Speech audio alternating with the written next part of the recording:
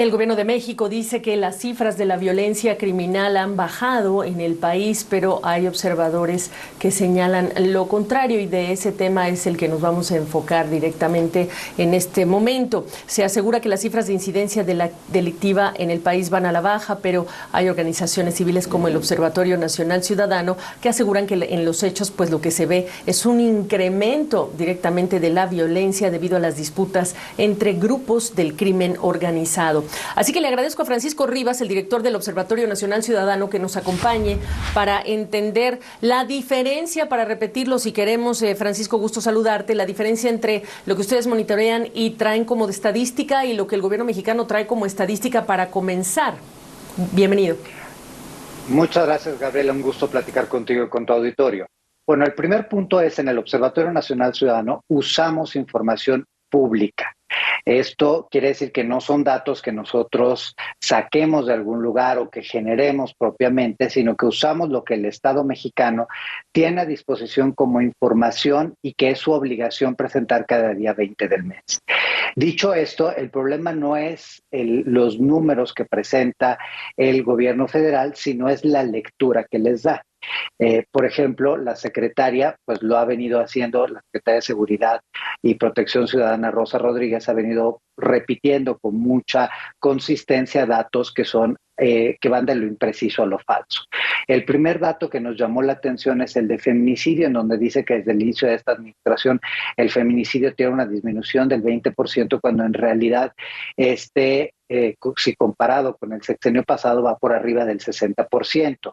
Simple y sencillamente, si comparamos el mes de enero de este año con el mes de enero del año pasado, no hay un cambio estadísticamente significativo en el feminicidio, pero desde el inicio de la administración la situación ha sido brutal. 2019 es el año más violento de la historia, 2020 le sigue después 2021, es decir, los 3 años más violentos, si consideramos el número de homicidios dolosos, son precisamente los de esta administración.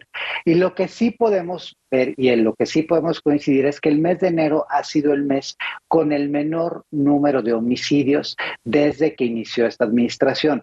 Ahora, eso contrasta con el hecho que solo en el mes de enero tuvimos el fallecimiento, el homicidio de 4 periodistas, que tuvimos el homicidio de varios políticos, que tuvimos el homicidio de varios activistas, pero sobre todo que hubo un ejercicio sistemático de la violencia en algunas entidades, en donde se exhibieron cuerpos, se colgaron cuerpos bajo los puentes. Es decir, tuvimos esa manifestación de la violencia como los peores momentos que recuerda el país.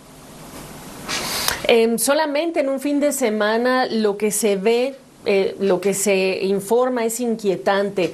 La incursión de un grupo fuertemente armado en Caborca, en Sonora, en el norte de México, las desapariciones de jóvenes en Zacatecas, el incendio de un mercado en Acapulco, apenas algunos de los hechos violentos de los que además estamos informando. Tú has escrito que el crimen organizado, Francisco, pues tiene tomado a la mitad del país. Es tu estimación. ¿De dónde surge esta estimación? Y entonces, ¿de qué estamos hablando? Pues evidentemente no es la mitad como partiéndolo o dividiendo espacios particulares. Estamos hablando de que hay un control territorial y hay un control de actividad. En México la delincuencia organizada se dedica desde el trasiego de droga, la venta de droga, hasta la trata, el tráfico de personas, extorsión, secuestro, robo, transporte de carga, piratería, contrabando y un sinfín de delitos cibernéticos, de robo de identidad, etcétera. Eso hay que agregarle que en las pasadas elecciones la delincuencia organizada tuvo una participación activa en favor del partido del presidente de Morena y llegaron al control de un sinfín de municipios. A partir de esto hay una extorsión hacia los municipios en donde no solo ponen a los funcionarios, sino les dicen qué hacer. La otra es que estamos teniendo el control de mercados comerciales.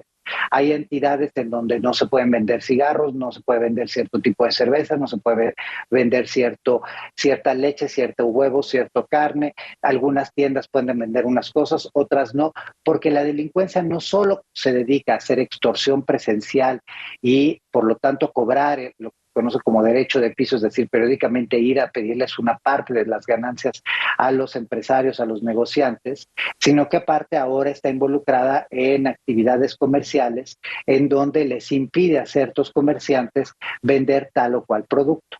Luego vemos que hay una falla en el gobierno federal en detener a los delincuentes.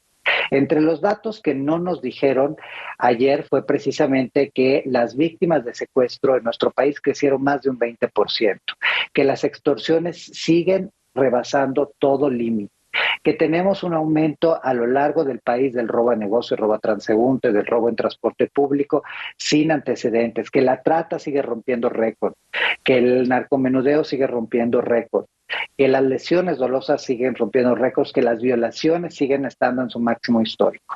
Y el otro aspecto que destacaba la secretaria y que tiene que ver precisamente con esta parte del control de la delincuencia es que presumen la disminución de carpetas del orden federal, es decir, aquellas relacionadas precisamente con la criminalidad organizada.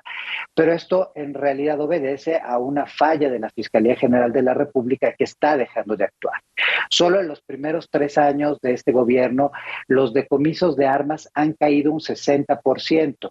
Y si bien este es el gobierno que más ha utilizado a la Unidad de Inteligencia Financiera para bloquear activos o de personas involucradas en hechos ilícitos o de grupos criminales, más del 98% de los casos han sido devueltos a estas cuentas porque no hubo judicialización del caso, es decir, no se inició la carpeta de investigación y no se tuvo un resultado.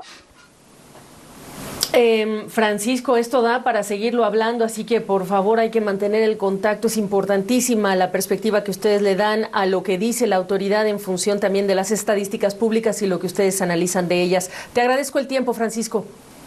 Gracias a ustedes. Los invito a que entren en nuestra página www.onc.org.mx.